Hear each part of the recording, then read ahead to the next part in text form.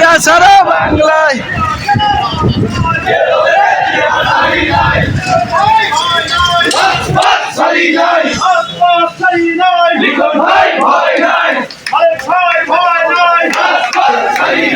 বাংলাদেশ জাতীয়তাবাদী স্বেচ্ছাসেবক দল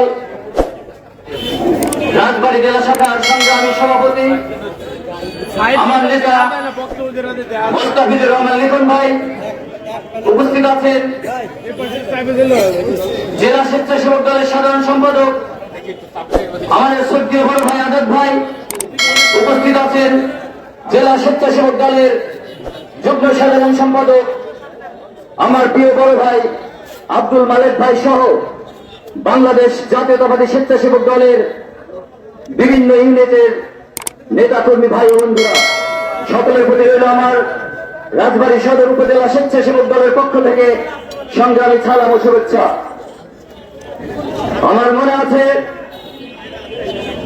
গত বছর 42তম প্রতিষ্ঠা বার্ষিকীতে আমি বলেছিলাম আমরা আন্দোলন সংগ্রামের মাধ্যমে আমাদের নেত্রী বেগম খালেদা জিয়াকে আমরা মুক্ত করব এবং দেশ নায়ক তারেক রহমানকে দেশে ফিরিয়ে আনবো। সংগ্রামী সাথী বন্ধুগণ, ছাত্র জনতার হাত দিয়ে আমরা ঐক্যবদ্ধভাবে আমরা কিন্তু এই স্বৈরাচারী শেখ হাসিনা সরকারের হাত থেকে আমাদের নেত্রী দেশ নেত্রী বেগম খালেদা জিয়াকে আমরা মুক্ত করতে পেরেছি। এখন আমরা আমাদের দেশ নায়ক তারেক রহমানকে আমরা দেশে ফিরিয়ে আনবো ইনশাল্লাহ, সময়ের অপেক্ষা। সংগ্রামী সাথী বন্ধুগণ, স্বাধীনতাহীনতায় কেউ বাঁচতে চায় না, স্বাধীনতা সবারই কাম্য। তবে এই স্বাধীনতা কথাটি শুধু মুখে বললে হবে না, এটা অর্জন করতে হবে।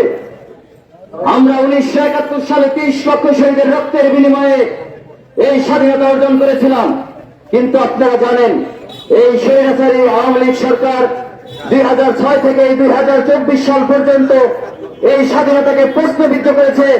আমরা মন খুলে দুটি কথা বলতে পারিনি, আমাদের গণতন্ত্রকে হরণ করা হয়েছে।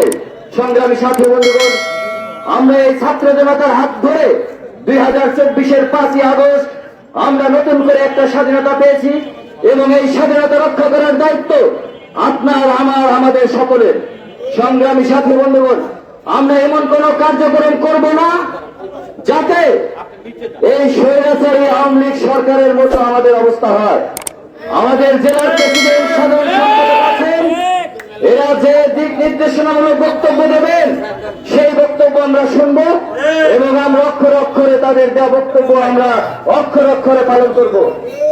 আমি আমার বক্তব্যকে দীর্ঘায়িত করতে চাই না, অনেক বক্তা আছে, তাদের গুরুত্বপূর্ণ বক্তব্য আমরা শুনব। ধন্যবাদ সবাইকে।